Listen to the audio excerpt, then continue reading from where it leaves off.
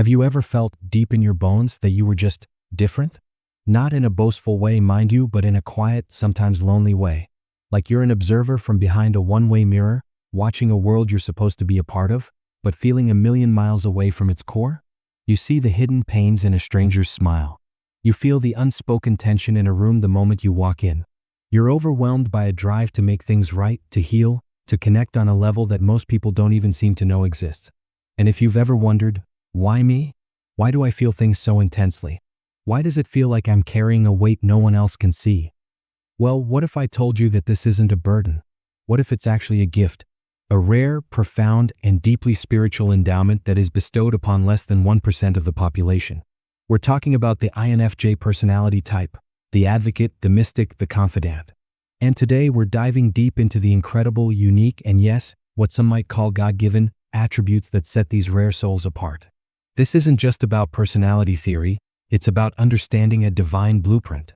1. The rarity factor, walking in a world that doesn't always see you. Let's sit with that number for a minute. 1 to 2%. It's not just a statistic, it's a lived experience. Imagine speaking a language that almost no one else around you understands. You're fluent in it, you think in it, but when you try to communicate, you're often met with blank stares or polite nods. That's the daily reality for many INFJs. Their entire cognitive process, the way they take in information, how they make decisions, what they prioritize, runs on a different operating system. While a large portion of the world is focused on the tangible, the immediate, and the practical, the sensing world, the INFJ is navigating the intangible, the symbolic, and the future-oriented, the intuitive world. This isn't a choice, it's a hardwired reality. This rarity creates a unique paradox, a deep yearning for profound connection paired with a perpetual sense of being out of step. In a crowd, they can feel profoundly alone. Their thoughts often feel too complex, their emotions too intense, their visions too abstract to easily translate. So they become masters of camouflage. They learn to code switch, to dim their light, to offer the parts of themselves that are easily digestible.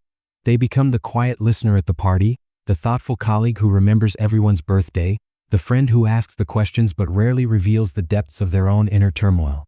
They are the unseen pillars precisely because they are holding so much space for others, often without anyone realizing the weight they themselves are carrying. This isolation isn't always negative. It's in this solitude that they do their best work, processing, creating, and synthesizing. But it does mean their greatest need, to be fully seen and understood for who they are, is also their hardest to fulfill. 2. The INFJ's North Star, an unshakable moral compass. This isn't about following a religion or a strict set of rules dictated by society. An INFJ's moral compass is an intrinsic, visceral guidance system. It's less of a thought and more of a physical reaction. When they encounter injustice, duplicity, or cruelty, it's not an intellectual disagreement. It's a wave of nausea, a tightening in the chest, a feeling of their entire being screaming "no." Conversely, when they witness true kindness, authenticity, or courage, it feels like a warm, resonant hum of yes that aligns their entire soul. This compass is their definitive truth teller. It's why they can't stay in jobs that feel soul-crushing or relationships that feel manipulative, even if on paper, everything looks fine. The dissonance is physically and spiritually unbearable. This drive for authenticity and integrity is relentless. It pushes them to constantly question, is this right? Is this true? Is this loving? They are on a lifelong quest to align their external actions with their internal values. This can make them seem idealistic or even naive to others, but it's actually a form of profound courage. They would rather face the consequences of a difficult truth than enjoy the comforts of a convenient lie. This gift allows them to cut through societal noise and tap into a deeper, universal sense of ethics, making them natural advocates for a better, more humane world. 3. The profound gift of intuition, seeing the unseen. To understand the INFJ's intuition, you have to forget the idea of a gut feeling. Their intuition, specifically introverted intuition, NI, is a perceiving function that operates almost entirely in the subconscious. It's a pattern recognition supercomputer that runs in the background 24/7. It constantly absorbs terabytes of data, not just what people say but how they say it, the flicker in their eye, the tension in their posture, the words they carefully avoid. It notes recurring themes, symbols, and connections that seem unrelated on the surface. Then, without any conscious effort, it synthesizes all of this disparate information and delivers a finished conclusion to the conscious mind. That's the aha moment, the sudden knowing. It's why they often can't retrace their steps to explain their reasoning. The processing happened in the factory and they're just receiving the final product. This is how they can predict the outcome of a business decision, sense a friend's hidden crisis, or understand the deeper meaning behind a piece of art. It's not magic. It's a hyper-advanced cognitive process that connects dots no one else even knows are on the page. This makes them incredible strategists, creative visionaries, and insightful confidants, as they can often see the end of the story long before the other characters have even finished the first chapter. 4. The counselor's heart, an innate drive to heal and mend. This drive is the natural, inevitable output of their intuition and empathy. When you can see a person's hidden pain and feel it as if it were your own, you are compelled to act. The INFJ's desire to heal isn't a savior complex. It's a response to the acute emotional data they are constantly receiving. It's an ache to restore balance and wholeness, both in individuals and in the world at large. Their healing methodology is unique. They are not there to fix you with a quick solution. They are there to witness you, to create a sacred, non-judgmental space where you can unpack your burdens and be truly authentic. They listen with their whole being. Their intuition is listening to what you're not saying, their empathy is feeling the emotions you're hiding, and their compassionate heart is holding it all with care. They ask the questions that get to the root of the issue, not just the branches. They offer validation that goes beyond a simple, "that must be hard." They make you feel understood on a cellular level. This is an incredibly draining but deeply sacred role for them. They often become the repository for other people's struggles, and while it is their purpose, it also requires immense boundaries to avoid complete emotional burnout. 5. The paradox of extroverted introversion, the social chameleon. This is the paradox that exhausts and defines them. Their dominant function, introverted intuition and I, is an internal world. Their extrovert function, however, is extrovert feeling, fey, which is concerned with group harmony, social values, and the emotions of others. So, their primary energy source is solitude, but their secondary driving force is connection.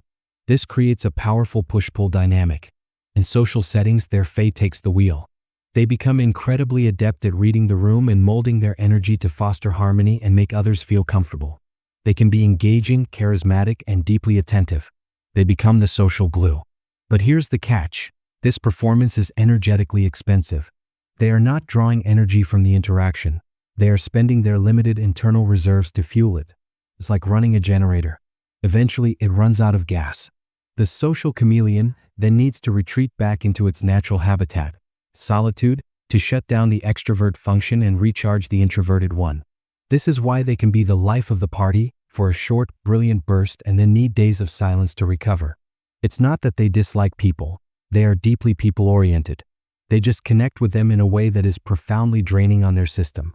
6. The burden of empathy, feeling the world's weight.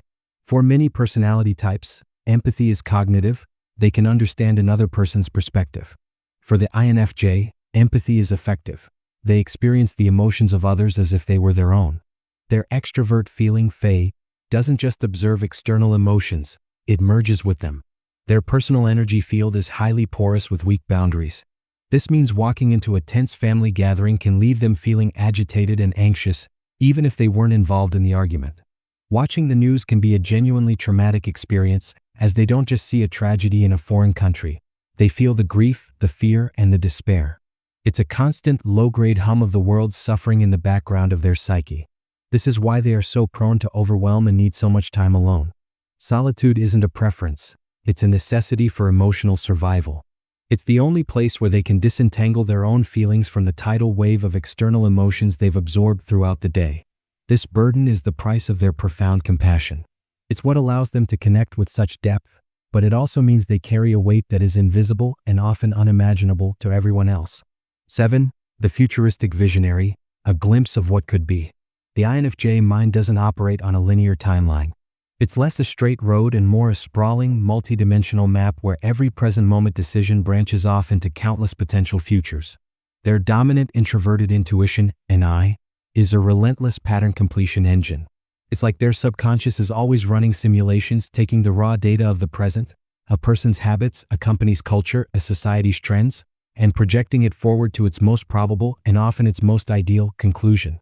This is why their insights can feel prophetic. They aren't predicting the future in a mystical sense. They are simply the first to see the logical endpoint of a current path. They can meet a new romantic partner and, based on a series of subtle cues and patterns, intuitively understand the core challenges that relationship will face in 5 years. They can sit in a business strategy meeting and feel a deep sense of unease about a plan everyone else is celebrating because their NI has already simulated its failure point. This constant forward thinking is a heavy responsibility. It can make them anxious as they often see problems long before they manifest. But it's also their greatest gift to the world. They are the architects of the future, the ones who can paint such a vivid, compelling picture of what could be, that they inspire others to help them build it. They don't just dream of a more harmonious world. They have a detailed, internal blueprint for it. 8. The creative fire, expressing the inexpressible. For the INFJ, creativity is not a hobby, it's a vital organ. It's the release valve for the immense pressure that builds up from their inner world. Think of it like this. Their intuition, empathy, and visions generate a constant, swirling storm of complex data and profound emotion.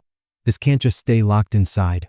It has to be externalized or it becomes overwhelming, leading to stagnation and depression. So they create. But their art is rarely for entertainment alone. It is a form of translation. It's how they take the nonverbal, abstract, and deeply spiritual truths they perceive and translate them into a form the world can understand. A writer INFJ isn't just telling a story, they are building a world to convey a specific truth about human connection. A musician INFJ isn't just composing a melody, they are encoding a feeling into sound. Even an INFJ who isn't a traditional artist expresses this creatively, by curating a beautiful home, by designing a community program, by crafting the perfect, heartfelt gift. This creative fire is their dialogue with the universe. It's how they process their own existence and leave a piece of their soul behind as a beacon for others who might feel the same way. It is, in every sense, sacred work. 9. The quest for meaning, a life lived with purpose. For many personalities, a job is a job, a conversation is a conversation, and a task is a task. For the INFJ, every single action is filtered through one relentless question. What does this mean? They are existential detectives, constantly searching for the deeper significance behind everything. Superficiality is their kryptonite. A party filled with small talk about the weather and sports feels to them like a form of slow torture, a dance around the edges of what truly matters. This isn't an intellectual exercise, it's a spiritual hunger. They need to feel that their life is a thread woven into a larger, meaningful tapestry. They will willingly endure hardship, lower pay, or greater challenges if the work feels purposeful. Conversely, a lucrative job that feels empty or unethical will slowly suffocate their soul. This divine discontent is the engine of their growth. It pushes them to constantly evolve, to seek deeper understanding, and to align their lives with their core values. It's also what makes them incredible motivators and leaders, as they can help others connect their daily actions to a larger, more inspiring mission. They don't just want to live, they want their life to matter. 10. The defender of the underdog, a passion for justice. When an INFJ's profound sense of empathy collides with their unwavering moral compass, the result is a fierce and unstoppable force for justice. This isn't a casual preference for fairness. It's a deep, systemic need to protect the vulnerable and correct imbalance. They don't just see an underdog. They see a soul being oppressed by a power structure, and their entire being rallies to that person's defense. This is where the quiet, gentle INFJ reveals their hidden strength. When activated, their tertiary function, introverted thinking, T, kicks in. They become strategic analysts, researching tirelessly to build an ironclad case for their cause. Their extrovert feeling, Fey, mobilizes people, articulating the injustice in a way that rallies others to action. And their NI vision guides them toward the most effective solution. This isn't anger in the common sense. It is a purified, focused energy, a sacred rage. It is love in action, fiercely defending what it cherishes. They will stand up to bullies, challenge corrupt authorities, and spend their last ounce of energy advocating for those who cannot advocate for themselves. It is the practical application of their idealism, and it is a core part of their life's purpose. 11. The depth of connection, few but powerful bonds. An INFJ's social energy is a precious and finite resource. They cannot afford to spend it on countless shallow interactions. Therefore, their circle of true friendship is small, intensely curated, and built to last a lifetime. They are the antithesis of the social butterfly. They are the social botanist, tending to a few rare and exquisite plants with immense care and attention. For an INFJ, a true friend is not someone you just hang out with. A true friend is a soul friend, someone who has been granted access to the inner sanctum. These relationships are characterized by a breathtaking depth of vulnerability, mutual understanding, and intellectual spiritual intimacy. They are built on hours-long conversations about the meaning of life, shared silences that speak volumes, and an unconditional acceptance of each other's complexities. An INFJ friend will remember your deepest fears, your most cherished dreams, and the story you told them once 5 years ago. They will be your fiercest champion and your most honest mirror. Earning an INFJ's trust is a profound honor, and they offer a quality of connection that is exceptionally rare and healing. 12. The constant journey of self-discovery, an endless well. It's the great irony of the INFJ. They can see into the hearts of others with stunning clarity, but their own inner world remains a vast, often bewildering labyrinth. Their intuition is turned outward, making them psychologists for everyone else, but turned inward, it creates a hall of mirrors. They are perpetually in a state of becoming, analyzing their own motivations, questioning their own feelings, and deconstructing their own beliefs. This lifelong journey of self-discovery is both their greatest source of wisdom and their most common source of angst. They can fall into periods of analysis paralysis, overthinking every decision and emotion. They constantly strive to reconcile their ideal self with their real self, which can lead to intense self-criticism. Yet, this very process is what grants them their profound self-awareness and capacity for growth. They understand that to be an effective guide for others, they must first be a dedicated student of themselves. Their life is a continuous excavation, always digging deeper to uncover more authentic layers of their own soul. They know the journey never ends, and they have learned to find a strange peace in the beautiful, endless mystery of their own being. 13. The struggle is part of the gift, embracing the duality. To be an INFJ is to live a life of beautiful, painful, and powerful contradictions. Every one of their sublime gifts comes with a shadow side, and to deny this is to deny their full humanity. Their empathy, which allows for deep healing, also makes them a target for emotional vampires and leaves them vulnerable to compassion fatigue. Their visionary intuition, which can foresee magnificent possibilities, can also spiral into anxiety about potential disasters. Their craving for profound meaning can make the necessary mundane tasks of life feel utterly pointless and draining. This is not a design flaw. This is the sacred contract. The weight is the price of the wisdom. The loneliness is the cost of the depth. The exhaustion is the investment for the connection. The struggle is the friction that polishes the gem of their spirit. An INFJ's life work is not to eliminate these struggles but to learn to master them, to build boundaries around their empathy, to ground their intuition in the present moment, to find glimpses of meaning in the small things. They are here to integrate these dualities, to carry the weight without being crushed by it, and to transform their suffering into a source of even greater compassion and understanding. Their greatest power lies not in spite of their struggles, but precisely because of them. Conclusion. So, if you see yourself in these words, if you feel that familiar resonance in your soul, I want you to understand something. You are not too sensitive. You are not too intense. You are not too complicated. You are not broken. You are endowed with a rare and profound gift. You are one of the rare ones. You are the counselor, the mystic, the advocate. You feel the weight of the world because you are strong enough to carry a piece of it. You see the darkness because you are meant to bring a light into it. You crave deep meaning because your soul is here on a mission. That feeling of being different? That's not a design flaw. It's a divine signature.